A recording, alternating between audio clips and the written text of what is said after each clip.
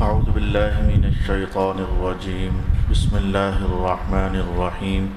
وخلق الله السماوات والأرض بالحق ولتجزى كل نفس بما كسبت وهم لا يظلمون. أفرأيت من اتخذ إلهه هواه وأضله الله على علم وختم على سمعه وقلبه وجعل على بصره غشاوة فمن يهديه من بعد الله أفلا تذكرون. وقالوا ما هي إلا حياتنا الدنيا نموت ونحيا وما يهلكنا إلا الدهر وما لهم بذلك من علم إن هم إلا يظنون. وإذا تتلى عليهم آياتنا بينات ما كان حجتهم إلا أن قالوا ائتوا بآبائنا إن كنتم صادقين. قل الله يحييكم ثم يميتكم ثم يجمعكم إلى يوم القيامة لا ريب فيه ولكن أكثر الناس لا يعلمون. صدق الله مولانا العظيم. الصلاة والسلام عليك يا سيدي يا رسول الله. الصلاة والسلام عليك يا سيدي يا حبيب الله. الصلاة والسلام عليك يا سيدي يا شفيع المذنبين وعلى آلك وأصحابك يا سيدي يا رحمة للعالمين.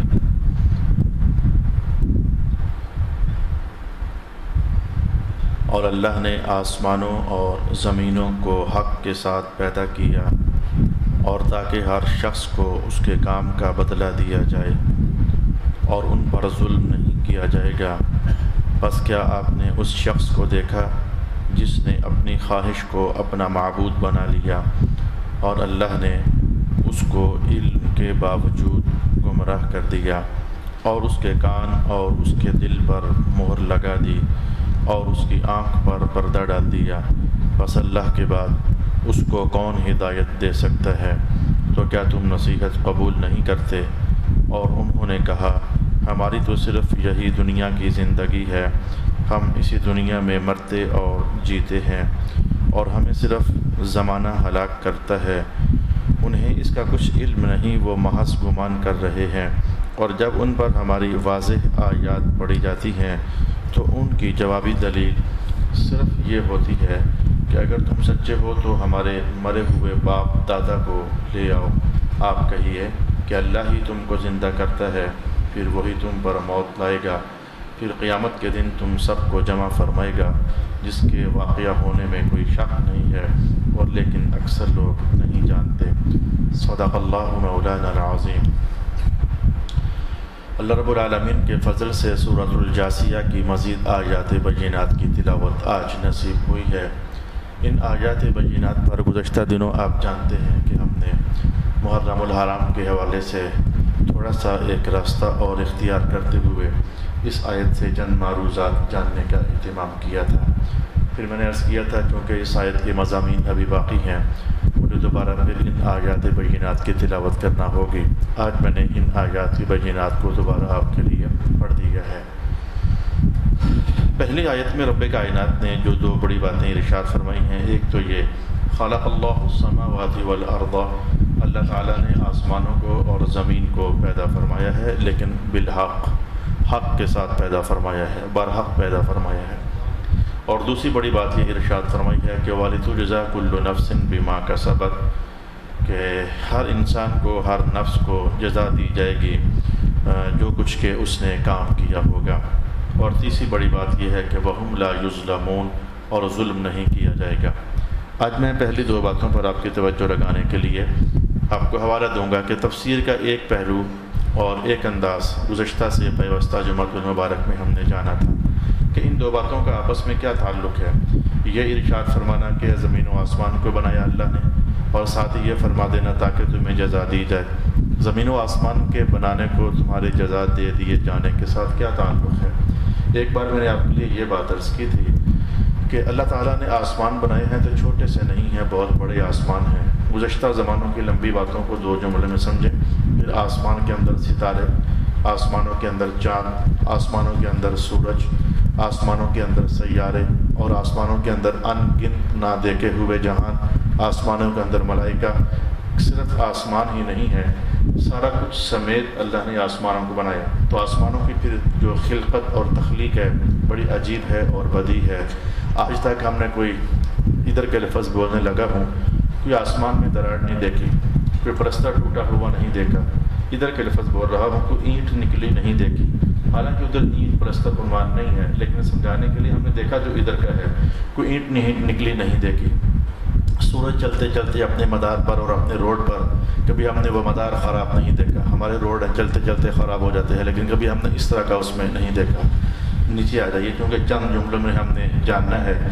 تو زمین کے اندر بھی کوئی ایسا تو نہیں ہے کہ مختصر عنوان ہے، ہزاروں مخلوقات ہیں، ہر مخلوقات کی روزی کا بندوبست کرنا، ان کی بیماریاں ہو جائیں تو شفاؤں کا بندوبست کرنا، مخلوقات جب مر جائیں تو ان کے وجود کو صفحہ ہستی سے مٹا دینا۔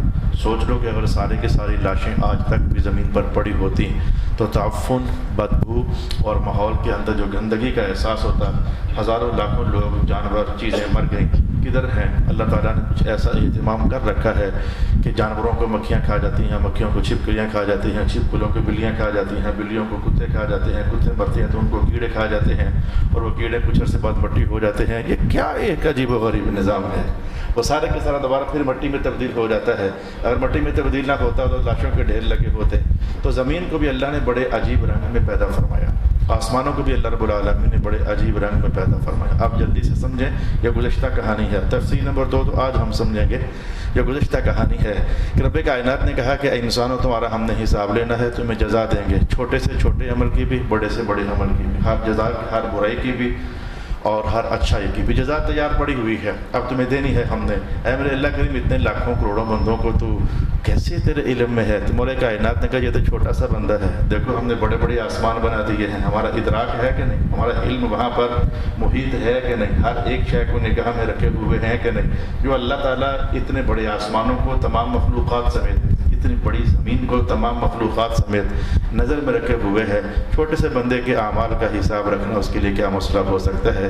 گفتگو کا ایک انداز یہ تھا، اس پر ہم نے گزشتہ زمانوں میں بات جان لی ہوئی ہے، کیونکہ میری غرض اور مقاصد ہے نا کہ قرآن حکیم ہم پڑھیں تو صرف یہ آدھا گھنٹہ گزارنے کے لیے ہم نہ آئیں، بلکہ اس سے کچھ ہمارے ذہن میں بات اترے تو صحیح، کوئی دستک دماغ میں جائے تو صحیح، اندر کوئی داعیہ پیدا ہو تو صحیح، کوئی منزل کا سراغ ہمیں ملے تو صحیح، رغبتوں کے اندر کوئی کشش پیدا ہو تو صحیح۔ ہم جو جس زندگی کے اندر ہچکولے کھاتی ہوئی کشتی کی طرح ڈاواڈول ہیں، اصل زندگی یہ نہیں ہے، اصل جہان تو کوئی اور ہے، اصل عنوان زندگی تو کوئی اور ہے، مغز جو ہے وہ تو کوئی اور ہے۔ تو آئیے آج میں آپ کے لیے تفسیر کا دوسرا پہلو بیان کرنے جا رہا ہوں۔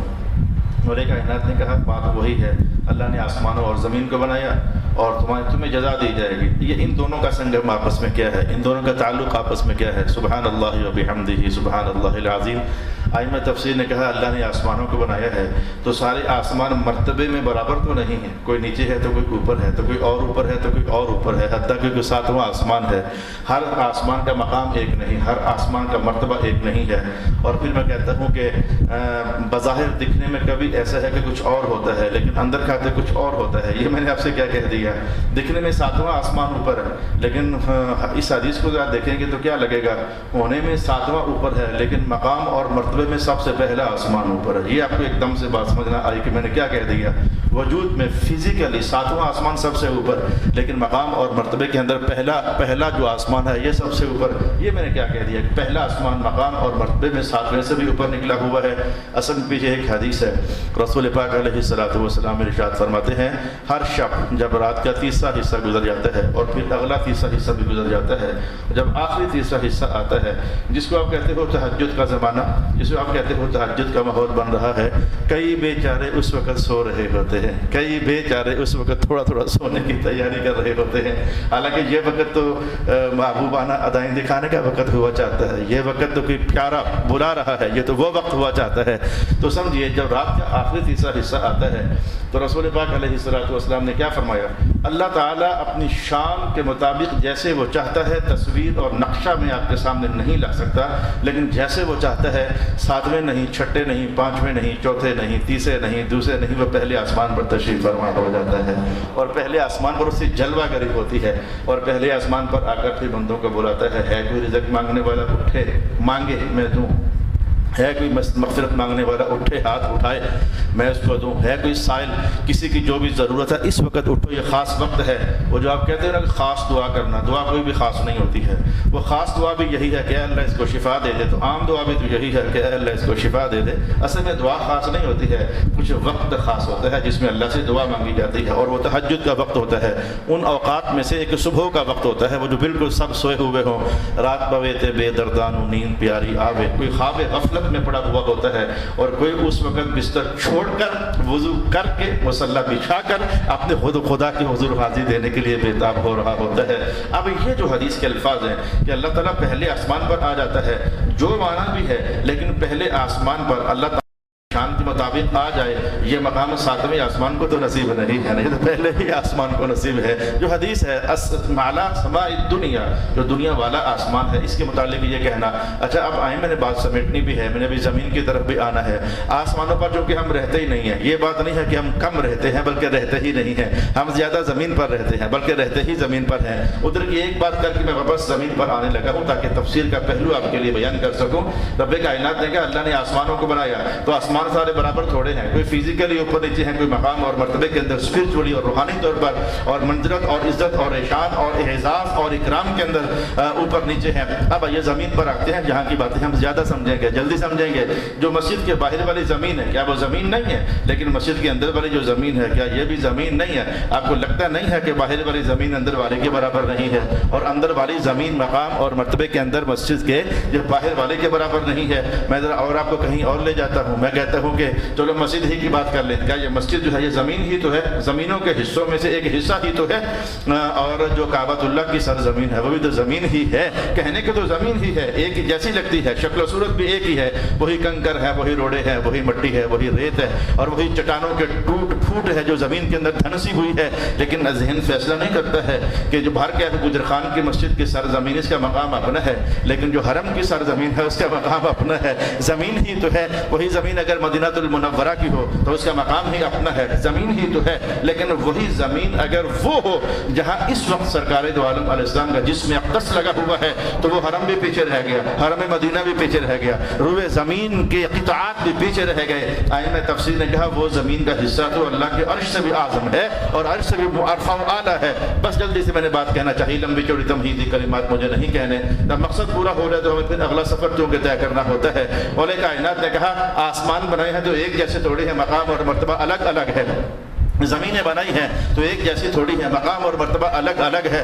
اب سمجھو والی تجزا تمہیں بھی جزا دی جائے گی. ذرا آسمانوں کو دیکھو, جیسے اس نے فرق رکھا ہے نا مقام اور مرتبے کے اندر, تمہاری جزاؤں کا نظام بھی کچھ ایسے ہی ہے, تمہیں بھی کچھ ایسے ہی دیا جائے گا. نماز سارے پڑھتے ہو لیکن نماز کا مقام سب کا برابر نہیں ہے. تسبیحات سارے ہی پڑھتے ہو لیکن اجر و جزا سب کی برابر نہیں ہے. درود و سلام سارے ہی پڑھتے ہو لیکن اللہ کے ہاں اعزاز سب کا برابر نہیں ہے. کلمہ گو مسلمان سارے ہی ہو, لیکن آپ کو بھی اس بات کا ادراک ہے, یقین ہے کہ ہم سارے کلمہ پڑھتے ضرور ہے لیکن اللہ کے ہاں مقام اور مرتبے کے اندر سارے برابر نہیں ہیں. اور ایسے ہی مولا کائنات نے اعلان بھی تو کر رکھا ہے قرآن حکیم کے اندر, وَلِكُلٍّ دَرَجَاتٌ مِّمَّا عَمِلُوا, جس طرح کا عمل کما کر لاؤ گے تمہیں اسی طرح کا درجہ دیا جائے گا. قبر میں جاتے ہی فیصلے ہونا شروع ہو جاتے ہیں. قبر میں جاتے ہی کہیں دروازہ کھلا ہوتا ہے جنت کا, کہیں ہوائیں آ رہی ہوتی ہیں, کہیں دروازہ بند ہوتا ہے, کہیں قبر 70 ہاتھ کھلتی ہے, کہیں قبر 40 ہاتھ کھل جاتی ہے, اور کہیں قبر وہاں تک کھل جاتی ہے جہاں بندے کی نظر کام کر رہی ہوتی ہے. کچھ روحوں کو اندر ہی رہنا ہوتا ہے, کچھ روحوں کو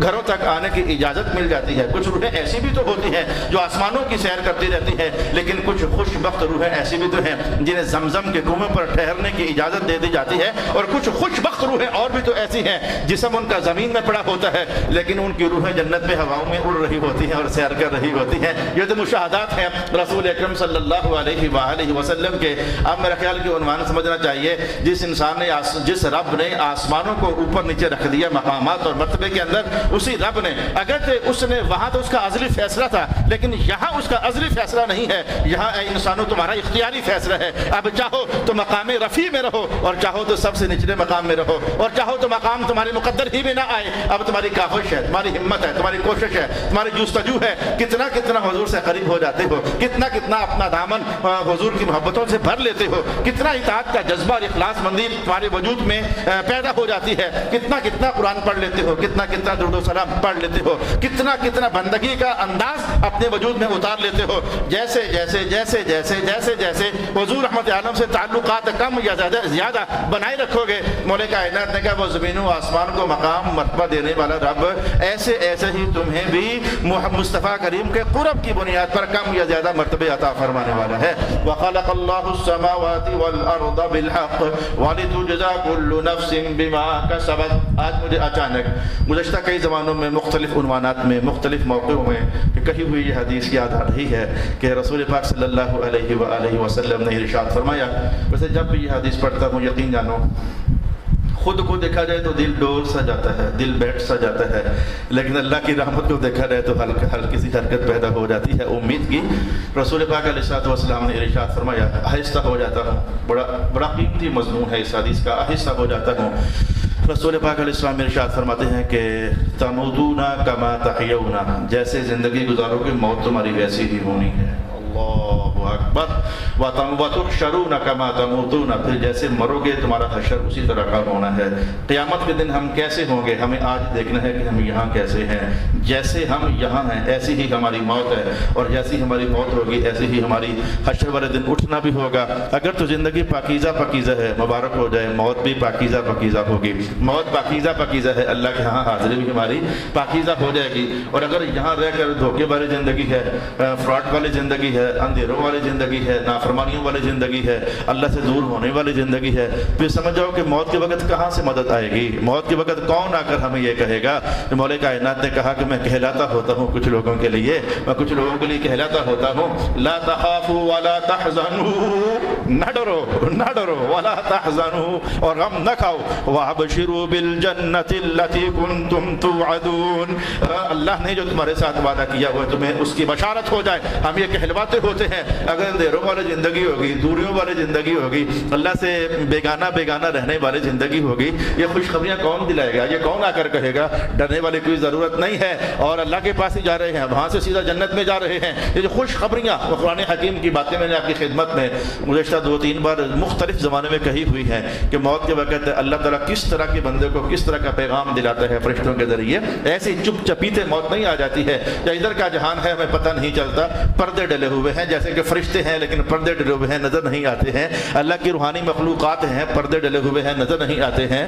لا الہ الا اللہ محمد الرسول اللہ. مجھے ایک محدث کی کہانی یاد آتی ہے, انہوں نے خواب میں رسول پاک علیہ السلام کو دیکھا, یعنی پردے ڈلے ہیں, ایسے میری توجہ کدھر چلی گئی. انہوں نے خواب میں رسول پاک علیہ السلام کو دیکھا, حضور نے شفقت فرمائی, کرم فرمائی, کوئی ماحول ایسا بنا کہ سوال و جواب کی اجازت ہوئی. انہوں نے کہا یا رسول اللہ ہم نے تو قرآن پاک میں یہ پڑھا ہے جناب یوسف علیہ السلام کو خواتین نے دیکھا تھا تو حسن کی تاب نہ لا سکیں, اپنے وجود سے بے خبر ہو گئی, انگلیاں کٹ گئیں یا رسول اللہ. تو آپ کے حسن کو دیکھ کر انگلیاں کٹی ہو کبھی کوئی خبر ہم نے پڑھی نہیں ہے قرآن و سنت میں. حضور یہ ماجرا کیا ہے؟ اللہ اکبر اللہ اکبر. حضور کی امت کے غلام بھی حضور کی امت ہی کے غلام ہیں. حضور آپ کا حسن تو سننے میں یہی بات آتی ہے کہ سب سے زیادہ ہے. یہ جملہ حاصل کرنے کے لیے میرے دماغ سے یہ حدیث گزر گئی, یہ روایت گزر گئی. رسول پاک علیہ الصلوۃ والسلام نے ارشاد فرمایا کہ اصل ماجرا یہ ہوا ہے کہ حسن یوسف اللہ نے دنیا میں بے نقاب کر کے ظاہر کیا ہوا تھا, اور جو میرا حسن ہے اس میں تو نقاب پڑے ہوئے ہیں, پردے پڑے ہوئے ہیں, انگلیاں تو کیا, اگر میرا حسن بے نقاب ہو جاتا یہاں گردن ہی کٹ جاتی اور پتہ بھی نہ چلتا, یہ نظام کائنات درہم برہم ہو جاتا. اور یہ بات میں نہیں کہتا ہوں, یہ جناب عائشہ فرماتی ہیں رضی اللہ تعالی عنہا, فرماتی ہیں کہ ادھر حسن کو دیکھ کر کے انگلیاں کٹی تھی. اگر حضور کہیں بے نقاب ہو جاتے تو مجھے جملہ نہیں کہتا جو میں نے کہہ ڈالا. اور یہ خواب کی کہانی نہیں, یہ آپ کا ذاتی بیانیہ ہے. آپ نے فرمایا اگر حسن حضور بے نقاب ہو جاتا, انگلیاں کیا شے ہیں یہاں تو گردنیں کٹ جاتی. سر کٹاتے ہیں تیرے نام سردار عرب, اس طرح کے الفاظ اعلیٰ حضرت فاضل بریلوی رحمۃ اللہ تعالیٰ علیہ نے بھی ارشاد فرمائے ہوئے ہیں. واپس آ جائیے. وَخَلَقَ اللَّهُ السَّمَاوَاتِ وَالْأَرْضَ. آج میں نے آپ کو یہ دستک دی ہے, سب سے پہلے اپنے آپ کو یہ دستک دی ہے.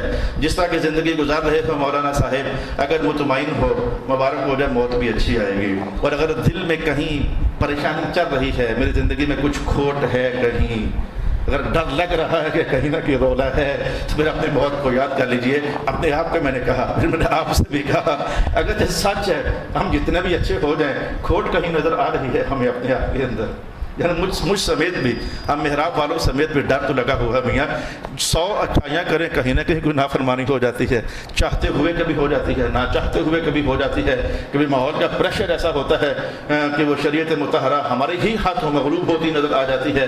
اللہ تعالیٰ مدد ہی فرمائے۔ بات آخر یہی کہنی پڑتی ہے کہ معاملہ عدل کا ہمارے لیے بڑا گھاٹے کا سودا ہے، عدل کا معاملہ ہمارے لیے بڑا نقصان کا سودا ہے۔ ہاں فضل کا سودا ہمارے لیے خیر کا سودا ہے۔ فضل کے سودے میں کوئی نوید جہاں فضا ہے، اور یہ ہم چھوٹے لوگ ہیں، ہم تو بہت چھوٹے لوگ ہیں، اکابرین اکابرین اکابرین، بڑے بڑے بڑے بڑے، یہی جملہ تو کہہ گئے ہیں اپنے اپنے انداز میں، اپنے اپنے الفاظ میں، اپنے اپنے کلمات میں۔ عدل کرے تے تھر تر کمبن اونچیاں شانہ والے، فضل کرے تے بخشے جاون میں جائے منہ کالے۔ یہ ایک بڑا عنوان تھا آج کی نشست کا جو میں نے تفسیر نمبر 2 کے حوالے سے کمپلیٹ کیا۔ ہمارا بہت سارا وقت استعمال ہوا، میں تو اس خیال میں آج آیا ہوا ہوں کہ رکوع ہمارا مکمل ہونا چاہیے۔ دیکھتے ہیں کہ آئندہ ہمیں اگلی آیات میں کہاں کر کے ٹھہرنا ہے۔ کچھ آیات ایسی ہیں بھی کہ جہاں ہم سٹاپ نہ بھی کریں اور آگے نکل جائیں تو گزارا چل جائے گا۔ بہت مرتبہ ہم نے وہ عنوانات جانے ہوئے ہیں۔ افرأیت من اتخذ الہہ ہوا، یہ دوسرا مقام ہے جہاں رکنا ہے، مجھے بہت رکنا ہے۔ اگر وقت ختم ہو گیا، آیات نہ بھی سمٹی تو بھی مجھے رکنا ہے، میں بغیر رکے آگے جا نہیں سکتا، خیانت ہو جائے گی آپ لوگوں کے ساتھ۔ پہلے یہ ایک کافروں میں سے ایک کافر کی تصویر بیان کی جا رہی ہے۔ افرأیتہ، محبوب دیکھا ہے اسے دیکھا ہے کیا کرتا ہے؟ من اتخذ الہہ ہوا، اس نے اپنی خواہش کو اپنا خدا بنایا ہوا ہے، اپنی خواہش کو اپنا الہ بنایا ہوا ہے۔ لطیفہ ہی کہیں گے، اس کے سوا ہم کیا کہیں گے؟ یہ کافروں کے آپ کو پتہ بت ہوتے تھے جن کو وہ خدا مانتے ہوتے تھے۔ جو ایک ایسا بیوقوف قسم کا کافر تھا، اس نے بت بنایا ہوا تھا، تو مجھے اس کافر بیوقوف کی جنت کی ایک تصویر بھی یاد آ رہی ہے، وہ آپ سے شیئر کروں گا۔ ذرا کچھ باتیں ایسی ہوتی ہیں جو مطالعے میں نہیں گزرتی ہیں، ہوتی وہ وارڈ نمبر 100 کی بات ہے لیکن وہ یاد آ جاتی ہے وارڈ نمبر 700 کے اندر، تو وہ کچھ باتیں ایسی ہوتی ہیں۔ مجھے اب وہ حدیث یاد آ رہی ہے، کہوں گا ضرور، لیکن اس بیوقوف کافر کی کہانی پہلے جانے تو کئی خدا بنے ہوئے تھے۔ 360 تو آپ کو پتہ ہے خانہ کعبہ کے اندر پڑے ہوئے تھے۔ تو ہوتا یہ کہ وہ ایک بت لے کے آتا بازار سے، بت بنانے والی بھی دکانیں بھی تو ہوتی تھی نا، جہاں بنتے دکانوں پر سیل ہوتے، ایک خدا لے کے آتا، پھر اگلے ہی دنوں جب کہیں پھر بازار سے گزر رہا ہوتا، اسے کوئی بت اور اچھا لگ جاتا تو پھر دل میں فیصلہ کرتا نہیں وہ خدا نہیں، میرا خدا یہ ہے، اسے جا کر توڑ دیتا اور یہ نہیں لے کر آ جاتا، اور پھر کچھ زمانہ گزرتا اور پھر وہ ایک اور خدا لے جاتا، وہ خدا ہی بدلتا رہتا۔ میں نے کہا یا اللہ تیرا شکر ہے ہمیں تو نے یہ اندر سوچ پیدا نہیں دی ہونے دی کہ ہم بھی اپنا خدا بدلیں، ہمارا خدا ایک ہی ٹھیک ہے، اسی پر ہم خوش ہیں، اسی کی رحمت کی امیدیں لگائے، ہمارے دامن کھلے ہوئے ہیں، ہم اپنے اسی خدا کو اپنا ملجا بھی سمجھتے ہیں، مأوا بھی سمجھتے ہیں، ماں باپ بہت کم ہیں اس سے بڑھ کر رحمت کرنے والا سمجھتے ہیں، اور کبھی خیال پیدا ہونے ہی نہیں دیا اس کریم ذات نے خود ہی اپنے فضلوں سے کہ ہم بھی کبھی سوچیں کہ ہم بھی خدا بدل نہ لیں۔ حالانکہ کئی لوگ ایسے ہیں 20 سال ہو گئے ان کو آزمائشوں میں پڑے ہوئے، 40 سال ہو گئے آزمائشوں پر پڑے ہوئے، نہ جانے کہ بندہ یہاں بیٹھا ہی ہوگا، کل مجھ سے کہتا ہے مجھے اپنے استادوں کا نمبر دیں، قبلہ شاہ صاحب کا۔ میں نے کہا ہوا کیا ہے، نمبر دیتا ہوں تجھے، میں پریشان تھا، میں نے آپ سے وظیفہ پوچھا، میں ٹھیک نہیں ہوا، میں ان سے ملنا چاہتا ہوں۔ میں نے کہا سونے میں نے وظیفے ادھر ہی سے پڑھے ہیں سارے، میں نے یہ دعائیں ادھر ہی سے پڑھی ہیں ساری، اللہ تعالیٰ نہ میرا پابند ہے نہ میرے استاد گرامی کا پابند ہے، کلمات یہی ہیں، دعائیں یہی ہیں، الفاظ یہی ہیں، دستکیں اللہ کے دروازے رحمت پر یہی ہیں، وہاں چلے جاؤ یہاں چلے جاؤ۔ میرا خیال ہے گھاری رہے اور پریشان نہ ہو، ایمان لا اور مانگتا رہے تو 40 سال سے لوگ پریشان ہیں، لیکن اللہ نے کبھی یہ خیال نہیں پیدا ہونا اللہ ہی بدل لو اپنا، تمہاری دعائیں قبول نہیں ہو رہی ہیں، یہ اس کا خاص کرم ہو گیا اس امت پر، یہ اس کی بیوقوفانہ کہانی تھی، میں نے آپ کو سنا دی۔ اس پر جو باتیں ہم نے جاننی ہے وہ تو ہم بعد میں دیکھیں گے کہ اگلا خدا دیکھا وہ اچھا لگا تو پچھلا ختم، اگلا خدا لے لیا تو پچھلا ریٹائرڈ کر دیا، یہ اس بیوقوف کی کہانی تھی۔ اب آئے میں حدیث کے الفاظ، مجھے جب بھی حدیث پڑھتا ہوں عجیب سا ایک وہ اندر کی کیفیت ہے، اسے بیان میں نہیں لایا جا سکتا۔ رسول پاک علیہ الصلوۃ والسلام فرماتے ہیں جنت کی نعمتوں میں ایک نعمت یہ بھی ہے کہ اللہ کریم نے تمہیں ہر جمعے کو تصویریں دکھانی کرنی ہیں، بہت لذیذ حدیث ہے، اللہ نے تمہیں ہر جمعے کو تصویریں دکھانی کرنی ہے، تو وہ پڑی ہوا کریں گے، تم گزرتے جاؤ گے تو جیسے نمائش لگی ہوتی ہے، دیکھتے جاؤ گے تو گزرتے جاؤ گے، دیکھتے جاؤ گے تو گزرتے جاؤ گے، یا رسول اللہ وہ تصویریں دکھانی کیوں ہے؟ واہ واہ کیا میٹھے کلمات ہیں۔ حضور فرماتے ہیں دیکھتے جانا، انسان ہوتا ہے نا کہ بعض چہرے دیکھ کر کہتے ہیں بڑا پیارا ہے، اور بعض کو دیکھ کر پچھلا بھول جاتا ہو یار یہ زیادہ پیارا ہے، یہ انسان کی فطرت ہے یار، بڑے بڑے حسین چہرے دیکھنے کے باوجود جب کوئی اور دیکھتے ہو تو پچھلا کم لگتا ہے، اگلا زیادہ لگنے لگ جاتا ہے، تو پھر وہ تو تصویریں اللہ نے اسپیشل اسی نعمت کے مقاصد کے لیے بنائی ہوئی ہیں، تو بندہ جس تصویر پر اس کا دل آ گیا نا، یہ تصویر بڑی ہی پیاری ہے۔ حدیث کے الفاظ یہ ہے کہ بندے کی شکل بدل جائے گی، اسی تصویر میں آ جائے گا، لا الہ الا اللہ محمد الرسول اللہ۔ اگلا جمعہ پھر آیا، اور پھر آیا تو پھر وہی نمائش لگی ہوئی ہے، حسن کی نمائش، جلوے کی نمائش، جمال کی نمائش لگی ہوئی ہے، اور بندہ پھر تصویریں دیکھتے دیکھتے دیکھتے دیکھتے جب وہاں پہنچتا ہے کہ اسے کوئی تصویر پھر آج اچھی لگی نا، یار یہ بڑی زبردست تصویر ہے، میرے حضور کہتے ہیں بندہ اگلے ہی جمعے وہ بن چکا ہوگا۔ اور اس بار عجب تماشا یہ ہے، پچھلے جمعے بھی جب گھر گیا تھا تو بیوی نے پہچاننے سے انکار نہیں کرنا ہے، اور جب اگلے جمعے پھر گھر جائے گا تو بیوی نے پہچاننے سے انکار نہیں کرنا ہے۔ جتنی بھی حسن کی صورتیں بدل جائیں گی، بیویوں کے دلوں میں یہ ڈالا ہی جاتا رہے گا، یہ تیرا ہی میاں ہے کوئی اور نہیں ہے، یہ تیرا ہی میاں ہے کوئی اور نہیں ہے۔ اس لیے تو یہ حدیث کے الفاظ ہے کہ جنت ساری کی ساری سمجھ نہ آنے والی کہانی ہے۔ یہ ہے کوئی سمجھ آنے والی کہانی؟ یہاں کوئی منڈا آج کل کڑیاں منڈے سارے جن کا رنگ تھوڑا سا مدم ہو جائے، سفیدی غائب ہو جائے، سارے جہان کی کریمیں لگا لگا لگا لگا لگا کر شک سا پڑتا ہے کہ شاید سفید ہو گئے ہیں، حالانکہ ہوتے نہیں ہیں۔ مجھے حضرت سعدی کا لطیفہ یاد آتا ہے، انہیں پڑھایا لکھا، ہم نے پڑھایا بچوں کو، ایک حبشی اپنے بدن پر برف مر رہا تھا، کوئی دانا بندہ پاس سے گزرا، کہا حبشی بھائی بات یہ ہے کہ ہو سکتا ہے کہ برف کالی ہو جائے پر تیرا جسم چٹا نہیں ہو سکتا ہے، ہمارے ہاں تو رنگ بدلنا مشکل ہو جاتا ہے، لیکن جنت میں جاؤ گے تو ہر ہفتے ہر جمعے حسن ہی بدلا ہوا ہوگا، تصویر ہی بدلی ہوئی ہوگی، نقش و نگاہ ہی بدلا ہوا ہوگا۔ چلیں یہ تو ایک لذت کی بات تھی، رحمت کی بات تھی، کرم کی بات تھی، ہم نے جاتے جاتے ایسے ہی جان لی بس طبیعت میں لطافت پیدا ہوئی، ہم اپنے اصل عنوان کی طرف آتے ہیں۔ اور کائنات نے کہا افرأیت من اتخذ الہہ ہوا، دیکھا ہے اس بندے کو جس نے اپنی خواہشات کو بدلا ہوا ہے، جس نے اپنی خواہشات کو الہ بنایا ہوا ہے، دل آیا ادھر تو خدا اسے بنا لیا، دل آیا ادھر تو خدا اسے بنا لیا، وہ خدا کا ہونا دل کی خواہش پر تھا۔ اگر یہ کافروں کی تصویر آپ سمجھے ہیں تو میں آپ کو ذرا ان سے کچھ سیکھ نہ لیں، اس غلط کافر ہوتے ہی غلط ہیں، لیکن یہ کوئی عجیب ہی قسم کا غلط کافر تھا کہ وہ اپنا خدا ہی بدلتا رہتا ہوتا تھا، تو اس غلط کہانی سے کچھ اچھا سیکھ نہ لیں۔ قرآن حکیم یہی تو کہتا ہے کہ ہم نے پہلی کہانیاں تمہارے سامنے رکھی ہیں تاکہ عبرت حاصل کرو۔ ان فی ذلک لآیات لأولی الالباب، عقل والوں کے لیے بڑی نشانیاں ہیں، بڑی نشانیاں ہیں، بڑی نشانیاں ہیں۔ تو اس کافر نے جو دین اس کا تھا اس نے اپنی دین کو خواہش پر نہیں رکھا ہوا تھا۔ اگر آپ کی عقل کام کرنا شروع ہو گئی ہے، میرا خیال ہے میرا جملہ کھڑک گیا ہے آپ کو، اس کافر نے اپنا دین سارا اور اپنا ایمان سارا اپنی خواہش پر نہیں رکھا ہوا تھا۔ لگتا ہے کہ جملہ کھڑک گیا ہے آپ کو، کہیں اپنے اندر جھانکو ذرا، مذہب کے کئی عنوانات ایسے نہیں ہیں جو دل کو اچھے لگے لے لیے اور جہاں ذرا پریشانی ہوئی تو چھوڑ دیے، کیا ایسا نہیں؟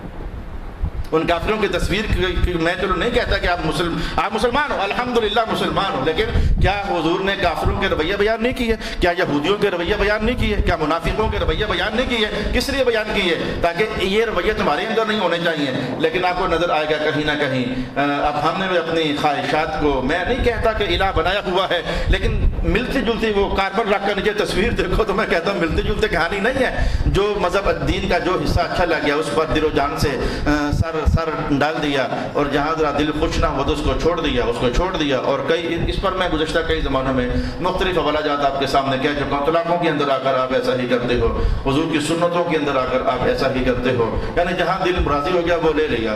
نماز پڑھنی آسان لگتی ہے تو نماز لے لی، زکاتوں میں ڈنڈی مار لی، حج کرنا مشکل لگتا ہے تو حج چھوڑ دیا، اور اگر عمرہ کرنا آسان لگتا، کئی عمرہ کرنے والے ایسے ہیں کہ اتنی دور عمرہ کرنے چلے جاتے ہیں لیکن واپس آ کر پھر وہی بے نماز، واپس آ کر وہی سٹوٹن کے سوٹے، واپس آ کر پھر وہی لا حول ولا قوت الا باللہ العلی العظیم۔ اب مجھے زیادہ نہیں کہنا، وقت دیکھیں کدھر پہنچ رہا ہے۔ میں نے آپ کے سامنے ایک آئینہ رکھا ہے کہ اپنے ہر بندہ کسی اور کو جانے کہ نہ جانے اسے خود اپنا پتہ ہوتا ہے، اپنا اسے خود پتہ ہوتا ہے، اور ذرا اپنی اسی کیفیت کو مزید پرکھ نہ ہو۔ جب کبھی اللہ آزمائش میں تمہیں ڈالتا ہے تو اس زمانے میں اللہ کو جس رنگ میں یاد کرتے ہو، جب آزمائش ختم ہو جاتی ہے تو کیا تب بھی اسی رنگ میں یاد کرتے ہو؟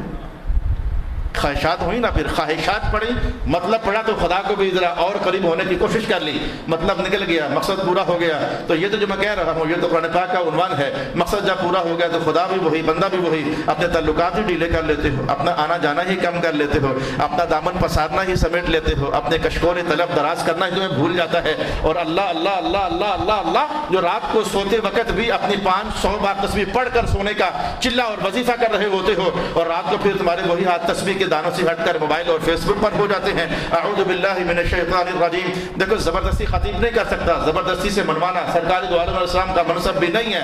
حضور رحمت عالم بھی خیر اور شر کی تمیز تمہارے سامنے رکھتے رہے، اور محراب میں جو بیٹھے گا، میں بیٹھوں گا یا کوئی اور بیٹھے گا، یہ بھی حضور کی دی ہوئی امانت میں خیر اور شر کی تصویر ہی تمہارے سامنے رکھتے رہتے ہیں۔ لیکن اب یہ طلب اپنی ہے، کون دروازہ کھول دیتا ہے؟ حضور کے حکم نے آ کر دستک دی، کون دروازہ کھول دیتا ہے؟ اللہ کی آیات سنائی گئی، کانوں کے سماعتوں کے پردے سے ٹکرائی، کون دروازہ کھول دیتا ہے؟ اب یہ اپنا دروازہ کھولنے والی بات ہے۔ آنے والی رحمت کے مہمان کے لیے کون دروازہ کھول کر دل میں اسے جگہ دے لیتا ہے؟ اور قرآن پھر کہے گا تجھے وَنَحْنُ أَقْرَبُ إِلَيْهِ مِنْ حَبْلِ الْوَرِيدِ، اپنے دل میں خدا کی یاد کو جگہ دینے والے خدا بھی تو یہی کہتا ہے، ہم تیری شاہ رگ سے بھی زیادہ تیرے قریب ہیں۔ أَفَمَنِ اتَّخَذَ إِلَٰهَهُ هَوَاهُ وَأَضَلَّهُ اللَّهُ عَلَىٰ عِلْمٍ۔ واہ واہ واہ واہ واہ، کیا کلام ہے رب کائنات نے کہا، اسے پتہ ہوتا ہے حالانکہ سارا، اس کافر کو حالانکہ پتہ تھا سارا، اس کو چھوڑ دیں، اپنی بات جلدی سے کر لیتے ہیں۔ حالانکہ تمہیں پتہ ہوتا ہے سارا، آج کل جو چھوڑ رہے ہو، حالانکہ تمہیں پتہ ہے کہ دین یہی ہے، اللہ کا حکم یہی ہے۔ علی علم، پتہ ہوتا ہے تمہیں، پتہ ہونے کے باوجود بھی چھوڑتے ہو۔ کیا بے نماز کو پتہ نہیں کہ نماز پڑھنی ہے؟ جھوٹے کو پتہ نہیں کہ سچ بولنا ہے؟ حرام خور کو پتہ نہیں ہے کہ حلال عنوان ہے؟ کیا میں کہتا ہوں فراڈ کرنے والے کو پتہ نہیں ہے؟ اور اوروں کی بیٹیوں اور بچوں کی عزت تار کرنے والوں کو پتہ نہیں ہے کہ یہ گناہ کبیرہ ہے، گند ہے، غلاظت ہے اور اندھیرا ہے؟ پتہ ہونے کے باوجود، مولا کائنات نے کہا جو پتہ ہونے کے باوجود پھر اندھیروں میں رہتے ہیں نا، وَأَضَلَّهُ اللَّهُ، اللہ بھی اسے پھر انہیں اندھیروں میں رہنے دیتا ہے۔ پھر یہ بہت عجیب عنوان ہو گیا، یہ بہت عجیب عنوان ہو گیا، یعنی اللہ کی مدد پھر اس بندے کے لیے رک جاتی ہے، اللہ اسے پھر رہنے دیتا ہے۔ ماں نے ایک بار پکڑ کر دو یا دو بار پکڑ کے دو یا تین بار پکڑ کے دو یا آخر چوتھی پانچویں چھٹی بار تھک جاتی ہے، جا دفعہ ہو، نہیں تو نہ صحیح، پھر جو گندا ہی رہنا ہے تو رہ۔ پھر میں یہ نہیں کہتا کہ اللہ تھک جاتا ہے، اس کا دروازہ رحمت کھلا ہوا ہے، آوازیں چل رہی ہیں۔ حضور نے فرمایا نہیں تھا ہر رات جب پڑتی ہے تو آسمان سے آواز آتی ہے، اور دنوں کو گندا کرنے والوں رات کے پردے میں چھپ کر آ جاؤ، معافیا مانگو، میں تمہیں معاف کر دیتا ہوں۔ اور جب اس دن چڑھ جاتا ہے تو اللہ تعالیٰ پھر اپنی شان سے آواز دیتا ہے، راتوں کے پردوں میں لپٹ کر گناہ کرنے والوں، اب دن کا اجالا ہو گیا ہے، آؤ کہیں گٹھے لگ کر بیٹھ جاؤ، آنسو بہاؤ، ہاتھ اٹھاؤ، ہم تمہاری رات کو کیے ہوئے گناہ معاف کر دیتے ہیں۔ وہ تھکتا نہیں ہے، وہ تھکتا نہیں ہے، لیکن ماں تو تھک جاتی ہے، لیکن آخر کوئی تو بات ہے کہ رب کائنات نے کہا وَأَضَلَّهُ اللَّهُ عَلَىٰ عِلْمٍ، علم کے باوجود جب اس نے گمراہی ہی کو اپنا مدعا بنا لیا، پھر اللہ رہے چھوڑ دیتے ہیں۔ ٹھیک ہے، جیسے میرے جمعرات والوں کو پتہ ہے، جمعرات والوں کو مہمانوں کو پتہ ہے، جمعرات کی صورت اور ہوتی ہے، جمعے کی صورت اور ہوتی ہے، کئی عنوان کمبائن چلتے ہیں مشترک، لیکن کچھ عنوان ایسے ہوتے ہیں رات کے اور ہوتے ہیں، دن کے اور ہوتے ہیں، صورتیں جو الگ الگ ہوئیں۔ مولا کائنات نے کیا کہا تھا؟ کچھ لوگ ایسے ہوتے ہیں مَن يَعْشُ عَنْ ذِكْرِ الرَّحْمَنِ، جو اللہ کی یاد سے غافل رہتے ہیں، نقید لہ شیطانا فہو لہ قرین، وہ پھر ہم اس کے لیے ایک شیطان مقرر کر دیتے ہیں، پھر اس کا ساتھی بن کر رہتا ہے۔ اگلے الفاظ قرآن پر یہ تھے کہ پھر شیطان ہر غلط راستہ اس سے کروا کر کے تو اس کو سمجھاتا اندر سے، یہ نہیں تو صحیح ہے، نہیں تو صحیح ہے، تیرا کام صحیح ہے، تو غلط تھوڑا ہو سکتا ہے۔ وَيَحْسَبُونَ أَنَّهُمْ مُهْتَدُونَ وَيَحْسَبُونَ أَنَّهُمْ مُهْتَدُونَ، کر وہ گناہ رہے ہوتے ہیں اور اپنے آپ کو بڑا ہدایت پر سمجھ رہے ہوتے ہیں۔ وَعَدَ اللَّهُ اللَّهُ عَلَىٰ عِلْمٍ وَخَتَمَ عَلَىٰ سَمْعِهِ، اور پھر اللہ تعالیٰ ان کی سماعت پر مہر لگا دیتا ہے، وَقَلْبِهِ، اور دل پر، وَجَعَلَ عَلَىٰ بَصَرِهِ غِشَاوَةً، اور ان کی آنکھوں پر پردہ ڈال دیا جاتا ہے۔ فَمَن يَهْدِيهِ مِن بَعْدِ اللَّهِ، کتنا میٹھا جملہ ہے، اللہ کے بعد کون ہے جو تمہیں ہدایت کی طرف بلائے گا؟ اس جملے کی مٹھاس نہیں محسوس کرتے ہو؟ کون ہے اللہ کے سوا تمہارا اتنا خیر خواہ ہے، اس نے اپنا محبوب رسول تک تمہیں دے دیا، سب سے عظیم کتاب تک تمہیں دے دی۔ فَمَن يَهْدِيهِ مِن بَعْدِ اللَّهِ، اللہ کے بعد کون ہے پھر جو تمہارا اتنا خیر خواہ ہے؟ افلا تذکرون، کیا نصیحت قبول نہیں کرتے ہو؟ کیا اندر وہ ہلچل نہیں آتی ہے کہ کون ہے ہمارا اللہ کے سوا؟ کوئی بھی تو نہیں ہے۔ تو قرآن پاک نے ایک اور مقام پر کیا کہا؟ یا ایھا الانسان ما غرک بربک الکریم، اتنا بتا دے کہ تجھے کس شے میں دھوکے میں ڈالا ہوا ہے جو تجھے اللہ سے کھینچ کر کہیں اور لے کر جا رہی ہے۔ 15ویں سپارے میں کہا دیکھ لو، افتتخذونہ وذریتہ اولیاء من دونی، یہ اچانک آیات کا وہ ذہن میں اترنا شروع ہو گیا۔ دیکھ لو اللہ کو چھوڑ کر جدھر دوستیاں لگا رہے ہو تو چھوڑ کس کو رہے ہو اور ہاتھ میں ہاتھ ڈال کس کے رہے ہو؟ اللہ کو چھوڑ کر، من دونہ، اللہ کو چھوڑ کر کس کے ہاتھ میں ہاتھ ڈال رہے ہو اور چھوڑ کس کو رہے ہو؟ یہ سوچنے والی باتیں ہیں۔ افلا تذکرون، کیا غور و فکر نہیں کرتے ہو؟ صدق اللہ العظیم۔